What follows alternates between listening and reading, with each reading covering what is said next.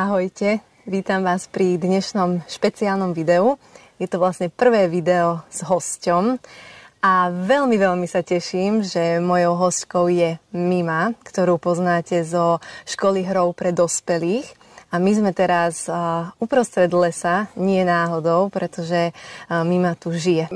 Môj profil sledujú často aj ľudia, ktorí nie sú úplne možno na tej vlne ako si ty. Teraz ja tieto videá práve preto robím, alebo začala som celú túto platformu, že trošku otvárať tento svet možno aj tým ľuďom, ktorí v tom nie sú tak doma, ktorí naozaj sú zvyknutí na ten rezeň, polotovary, mekáče a podobne. A aby zase nemali ten pocit, že teraz ideme hovoriť o niečom, alebo že som si sem pozvala niekoho, kto teraz papá len korienky, bylinky a podobne. Mimi práve, že úplne normálne, plnohodnotne konzumuje, užíva si život, vychutnáva si tú poživeň a dá sa to. Dá sa to aj tuto z lesa. Mne zvyknú vyčítať tí ľudia, tí moji followery, že to mám jednoduché, pretože som v meste, pretože mám všetko dostupné. Čiže toto je tiež jedna taká oblasť, na ktorú by som chcela poukázať a čo by som ťa chcela požiadať, či by si o tom mohla trošku aj ty povedať, lebo nie je to úplne tak. Áno, ja žijem v paneláku, ale našla som si spôsob, ako si vypestovať niečo svoje na balkóne. Našla som si spôsob, ako nájsť všetkých tých dodávateľov, malých farmárov a tak ďalej na tie kvalitné potraviny, poživeň. Áno, idem nakúpiť niekedy do väčších miest pre špeciálne potraviny, lebo mám tie intolerancie, ktoré mám.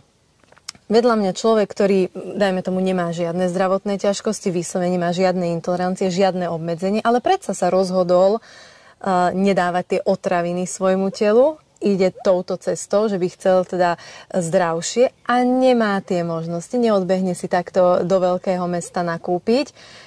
Ako to robíš? Nech nemáte dojem, že ja tu naozaj žijem na tých korienkoch. Nie. Aj nejaké bejkárny si dáme sem tam aj na zmrzlinu, aj nejakú dobožku sem tam zjeme a tak.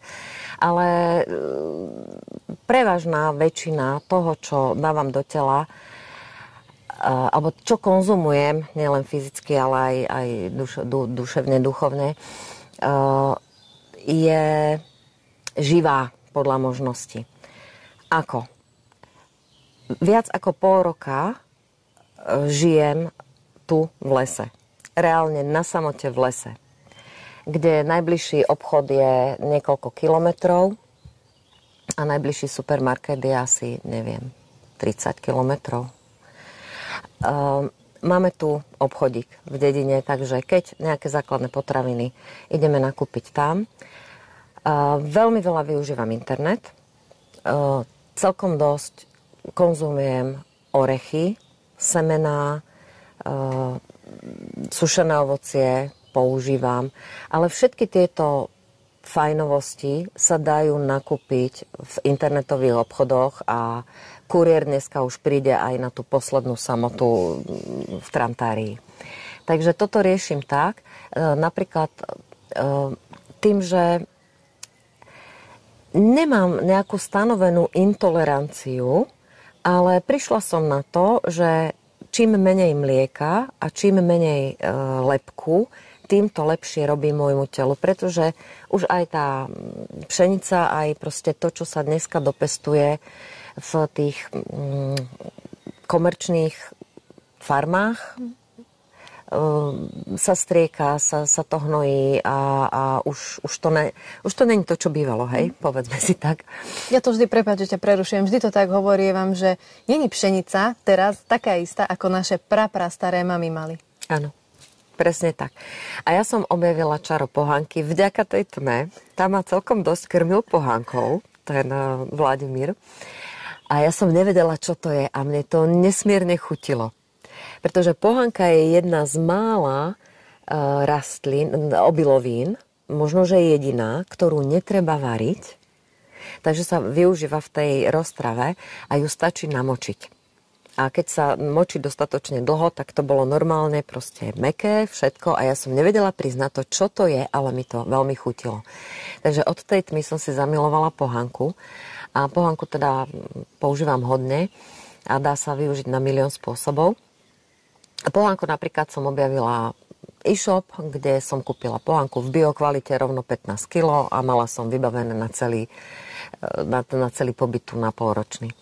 Takže kúpujem vo veľkých baleniach. Vychádza to výhodnejšie, lacnejšie v konečnom dôsledku, neplatíte za dopravu a... Je to ekologickejšie. Ekologickejšie a hlavne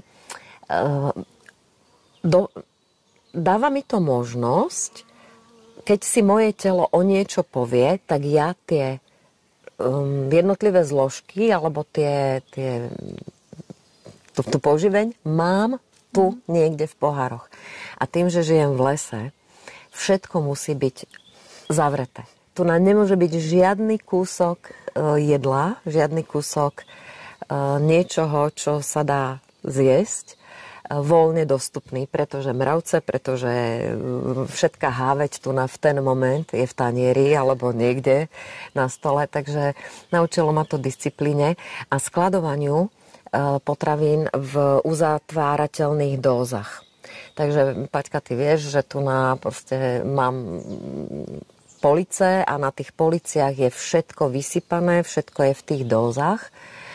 A pokiaľ je možné, nakupujem v bezobalových obchodíkoch, takže si kúpim presne toľko, koľko potrebujem. A takto to proste robím. Ale tým pádom mi to dáva tú možnosť, že keď telo povie, že chce niečo, tak ja to mám z čoho urobiť. Najprv ti dám jednu otázku, potom sa k tomu vyjadrím. Myslíš si, že za týždeň máš 32 rastlinnej stravy v jedálničku? Určite. No a toto je v podstate odpoveď jednoznačná. Nič viac o tom netreba.